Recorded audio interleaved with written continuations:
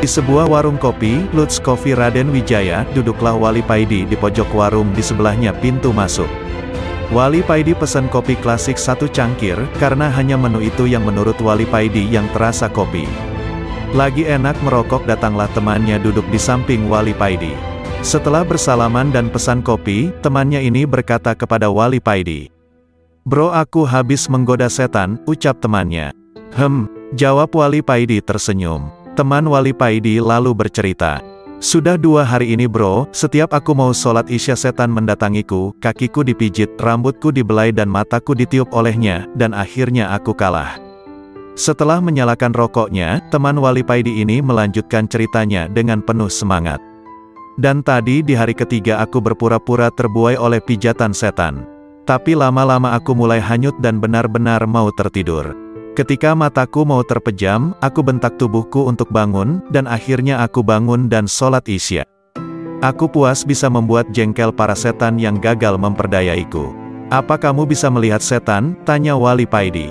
"Tidak, tapi aku bisa merasakannya," jawab temannya. "Sebenarnya setan tetap berhasil menggodamu," kata Wali Paidi. "Kok bisa begitu? Coba sampeyan jelaskan," pinta temannya. "Kamu sholat isya sudah bukan karena Allah, tapi karena pingin membuat jengkel para setan. Padahal setannya gak jengkel malah senang melihatmu melakukan itu," jelas Wali Paidi. "Masya Allah, iya ya. Aku gak menyadari hal itu, terus selama ini gimana caranya sampeyan melawan hawa nafsu?" tanya temannya. "Aku belum pernah melawan, tapi hanya minta kepada Allah supaya diberi kekuatan menahan hawa nafsu, karena manusia sudah dicap sebagai golongan yang doif, lemah. Manusia baru kuat kalau diberi kekuatan oleh Allah," jelas Wali Paidi lagi. "Terima kasih bro," kata temannya. Setelah menghabiskan kopinya, temannya ini pamit pulang kepada Wali Paidi. Tidak lama berselang, datang lagi teman Wali Paidi, tapi sikapnya beda dengan temannya yang tadi.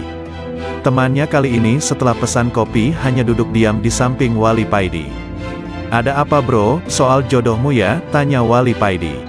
Mendengar pertanyaan itu, wajah teman Wali Paidi ini terlihat berubah sumringah. "Iya bro, ini kan sudah 2014, sedang jodohku belum ada juga, padahal aku sudah minta kepada Allah dan juga sudah minta didoakan oleh banyak kiai," jawab temannya. "Sebenarnya Allah sudah memberimu jodoh setiap kali kamu memintanya," jawab Wali Paidi datar. "Tapi bro, kok sampai sekarang aku belum nikah?" protes temannya. "Itu karena setiap kali Allah memberimu jodoh, kamu menolaknya. Karena merasa jodoh yang diberikan oleh Allah tidak sesuai dengan selera dan kekarepanmu," jawab Wali Paidi. Teman Wali Paidi ini terdiam mendengar jawaban Wali Paidi, dan nampak kalau hatinya belum bisa menerima dengan apa yang diomongkan oleh Wali Paidi ini. "Kamu tidak bisa mengatur Allah untuk memberimu jodoh yang sesuai dengan keinginanmu. Allah Maha Perkasa, gak bisa hambanya yang lemah seperti kita ini mengaturnya. Tapi walaupun begitu, Allah tetap Maha Rohman.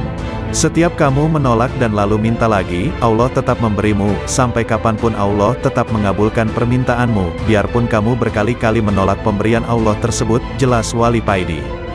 "Lalu bagaimana bro?" tanya teman Wali Paidi. "Gantilah doamu, jangan mengatur Allah, mintalah kepada Allah supaya hatimu kuat dan tabah menerima jodoh yang diberikan oleh Allah kepadamu," jawab Wali Paidi. Temannya ini sekali lagi terdiam, dan tetap masih belum juga bisa menerima apa yang diucapkan oleh Wali Paidi.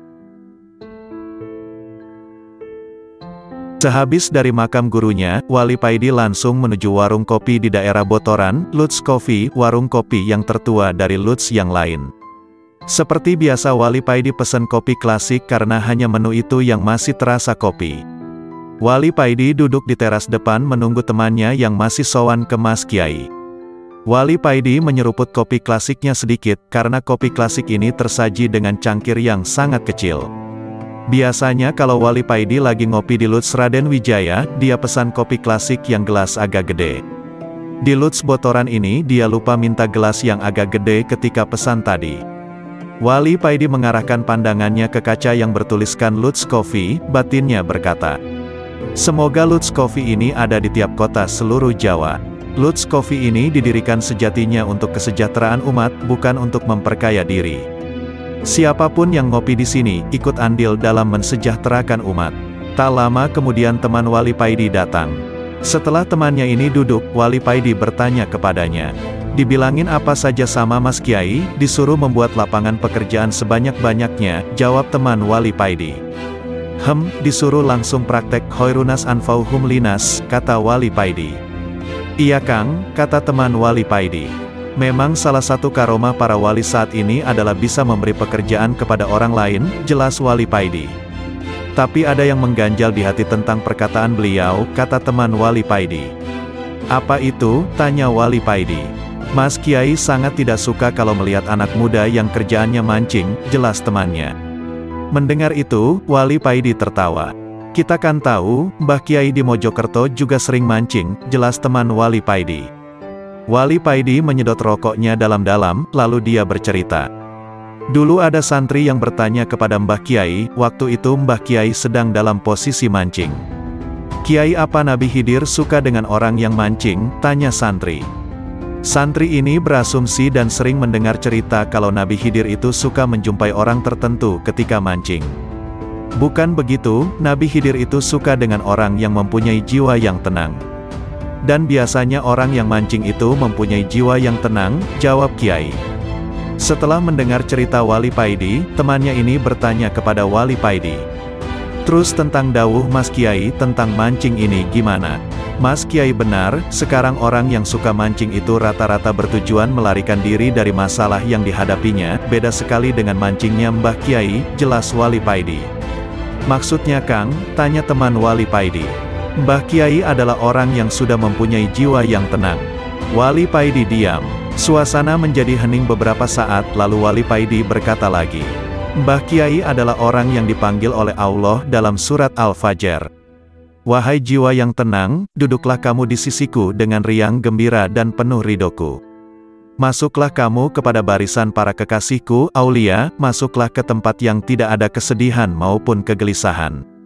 Mbah Kiai mancing itu hanya sebagai sarana untuk berdialog dengan Tuhan, bukan bertujuan melarikan diri dari masalah, atau bukan karena gak kerasan tinggal di rumah karena diomeli istri, jelas Wali Paidi.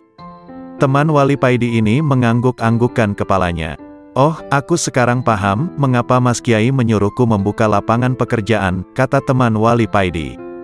Biar teman-teman kita kalau mancing bukan sebagai sarana untuk melarikan diri, tapi sebagai sarana untuk mendekatkan diri kepada Allah, tambah temannya lagi. Tidak hanya mancing, tapi banyak teman-teman kita yang menggunakan kuburan para wali sebagai sarana melarikan diri dari masalah, bukan karena niat berziarah, kata Wali Paidi. Seusai mengucapkan itu, Wali Paidi dan temannya lalu tertawa. Di dalam perjalanan tiada henti, Wali Paidi berdoa membaca solawat yang ditujukan kepada semua orang yang ditemuinya di dalam perjalanan. Hari itu Wali Paidi menuju ke rumah Mas Kiai, karena beberapa hari yang lalu Wali Paidi dipanggil untuk membicarakan arah perjuangan yang Mas Kiai perintahkan kepadanya. Selama ini Wali Paidi lebih mengutamakan untuk membimbing anak-anak nakal yang tidak tahu arah dan sudah dikucilkan di masyarakat. Wali Paidi lebih senang merawat mereka, karena mereka ini kalau diarahkan tidak pernah membantah dan manutnya itu saklek tanpa dipikir panjang, pasrah bongkoan. Beda dengan para santri yang selama ini juga dibimbing oleh Wali Paidi. Mereka lebih sering protes dan merasa dirinya sudah mengerti.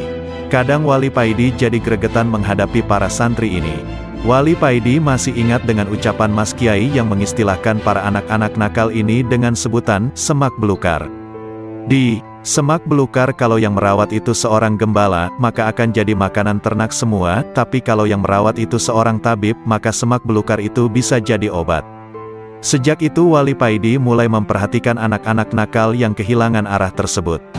Wali Paidi berjuang mengorbankan waktu bahkan uang demi untuk menemani mereka. Sesampai di rumah Mas Kiai, Wali Paidi langsung disuruh masuk ke kamar Mas Kiai, dan setelah nyeruput kopi, Mas Kiai bertanya kepada Wali Paidi. Bagaimana pendapatmu tentang yayasan-yayasan yang aku bentuk selama ini? Wali Paidi menjawab dengan terus terang. 80% mubazir Mas. Sedang mubazir itu senjatanya setan Mas, hehe. Orang-orang yang Mas Kiai percaya selama ini, banyak yang tidak paham dan keliru memahami apa yang Mas Kiai perintahkan. Mereka merasa sudah mengerti dan merasa bangga dengan amanat yang Mas Kiai berikan. Benar apa yang kamu ucapkan. Kalau memang kamu berpendapat seperti itu, kamu harus ikut bertanggung jawab untuk membantu membetulkan yayasan-yayasan yang aku bentuk selama ini, supaya berjalan di rel yang benar dan lurus, jawab Mas Kiai. Inggih, Mas Kiai, jawab Wali Paidi dengan berat. Mas Kiai tersenyum melihat Wali Paidi yang agak keberatan dengan tugas yang ia berikan. Mas Kiai tahu kalau beban Wali Paidi sekarang menjadi semakin berat. Karena mengarahkan santri yang ahli ilmu itu lebih sulit daripada mengarahkan para anak-anak nakal atau santri yang bodoh. Melihat itu Mas Kiai menjelaskan kepada Wali Paidi. Walau bagaimanapun, orang yang punya ilmu itu lebih tinggi derajatnya daripada orang yang tidak punya ilmu. Mereka ini bagaikan pohon, dan yang namanya pohon itu tidak mudah untuk tumbuh dan jumlahnya semakin hari semakin sedikit. Beda dengan semak belukar, dimanapun dan kapanpun semak belukar ini bisa tumbuh, dan jumlahnya semakin hari semakin banyak. Wali Paidi tersenyum sendiri. Mas Kiai tahu dengan apa yang dilakukan dan yang dijalankan olehnya selama ini. Inggih Mas, akan saya jalankan perintah Mas Kiai, jawab Wali Paidi. Pohon-pohon yang sukar untuk diatur kamu sisihkan dulu, carilah pohon-pohon yang mudah dan mau untuk diatur dan diarahkan. Kalau pohon yang bagus ini sudah tertata, baru kamu tata lagi pohon-pohon yang ruwet itu. Kalau mereka tetap tidak mau, tinggalkan saja mereka, jelas Mas Kiai. Terus pohon yang ruwet itu buat apa Mas Kiai? Tanya Wali Paidi. Jadikan kayu bakar saja, jawab Mas Kiai. Haha, Wali Paidi tertawa. Ketika Wali Paidi enak-enak ngopi dan menikmati rokoknya, lewatlah seorang penjual kacang godok. Orang ini menjual kacang dengan memakai pikulan, memakai sarung, baju takwa dan memakai peci yang semuanya terlihat lusuh. Ketika menjual kacang, dia hanya diam tidak berteriak menawarkan dagangannya. Kalau ada orang memanggil baru dia berhenti, kalau gak ada yang beli dia berjalan terus. Penjual kacang ini tetap tidak berubah sejak dulu. Sewaktu aku kecil penjual kacang ini sudah jualan, dan sampai sekarang wajah, kulit dan pakaiannya tidak berubah, sama persis seperti yang kulihat sewaktu kecil, Wali Paidi membatin. Wali Paidi tersadar kalau sebenarnya penjual kacang ini bukan orang sembarangan. Wali Paidi berdiri dan berniat menghampiri penjual kacang godok tersebut. Penjual kacang itu masuk di sebuah gang kampung. Wali Paidi mengejarnya. Ketika Wali Paidi masuk gang, penjual kacang itu sudah tidak terlihat hilang entah kemana. Mungkin beliau tidak berkenan dan asyik dengan kesendiriannya, batin Wali Paidi. Malamnya Wali Paidi bermimpi. Dalam mimpi tersebut, Wali Paidi bertemu dengan gurunya seorang mursyid yang kamil yang sudah meninggal beberapa tahun yang lalu. Dalam mimpinya, guru Wali Paidi berkata kepadanya, "Nak, wali-wali Allah ada sebagian yang tersembunyi. Gusti Allah memang menyembunyikan mereka. Tugas mereka pun hanya Allah yang tahu. Semisal organisasi wali yang seperti ini tidak masuk menjadi anggota maupun jajaran pengurus, tapi langsung menjalankan tugas dari Allah. Nak, salah satu wali yang seperti ini adalah Uwais Al-Qarni dan penjual kacang godok yang kamu temui kemarin, mereka ini wali yang mastur, tersembunyi. Jangankan aku, rajanya wali seperti Syekh Abdul Qadir maupun Syekh Abu Hasan Asy-Syadzili pun tidak akan tahu kalau mereka ini wali. Bukan karena derajatnya lebih tinggi, tapi Allah yang menyembunyikannya. Andai aku masih hidup, aku juga tidak akan tahu." Lalu Wali Paidi terbangun dari tidurnya, "Subhanallah," ucap Wali Paidi. Besoknya, Wali Paidi mencari keberadaan penjual kacang yang ditemuinya kemarin, tapi tidak ketemu. Wali Paidi memang tidak terlalu ngoyo mencari keberadaan penjual kacang tersebut, hanya sekedarnya saja. Kalau ketemu ya alhamdulillah, kalau tidak ya gak apa-apa. Baru 1 bulan kemudian Wali Paidi mendengar keberadaan penjual kacang tersebut. Beliau ini bernama Amin. Orang biasa memanggilnya Pak Min Kacang. Beliau bertempat tinggal di daerah pinggiran salah satu kota di Jawa Timur. Wali Paidi baru tahu keberadaan Pak Amin ini setelah beliau sudah meninggal. Menurut orang di kampungnya, Pak Min ini orangnya tidak banyak omong, tapi jiwa sosialnya tinggi sekali. Pernah Pak Min ini sendirian membetulkan pagar sekolah SD yang roboh di kampungnya. Dia menabung sedikit demi sedikit uang dari hasil menjual kacangnya. Pernah juga Pak Min ini sendirian membetulkan jalan di kampung yang sudah rusak parah. Beliau merehab sedikit demi sedikit. Memang membutuhkan waktu yang lama, tapi akhirnya rampung juga. Orang kampung banyak yang menasehati Pak Min, supaya membiarkan saja jalan yang rusak tersebut, karena sebentar lagi pemerintah yang membetulkannya, dan itu memang sudah jadi program pemerintah, tapi Pak Min tidak mau.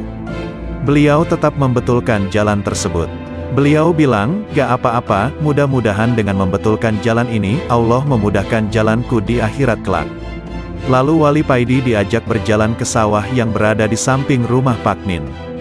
Wali Paidi melihat di kejauhan di tengah areal persawahan ada sebuah surau, langgar. Itu langgar peninggalan Pak Min. Beliau baru saja merampungkannya sebelum meninggal, kata orang kampung tetangga Pak Min ini. Tetangga Pak Min ini lalu bercerita kepada Wali Paidi, kalau sebelum Pak Min meninggal dia sempat bertanya kepada Pak Min. Mengapa beliau susah payah membangun langgar, sedang beliau ini miskin? Biarkan orang-orang kaya saja yang membangun langgar, karena itu memang sudah kewajibannya. Beliau, Pak Min, menjawab, Nabi Nuh pernah mendatangiku, Nabi Nuh, menyuruhku untuk membuat perahu seperti yang dibuat olehnya kala itu untuk menyelamatkan umat. Dan dari perintahnya itu, Alhamdulillah Allah mengizinkan aku untuk membangun langgar kecil, langgar itulah perwujudan dari perahu Nabi Nuh. Wali Paidi menunduk, menyembunyikan air mata yang mulai menggenang di matanya. Wali Paidi tidak kuat menahan keharuan di hatinya. Dia lalu pamit pergi. Terima kasih, pamitnya lirih.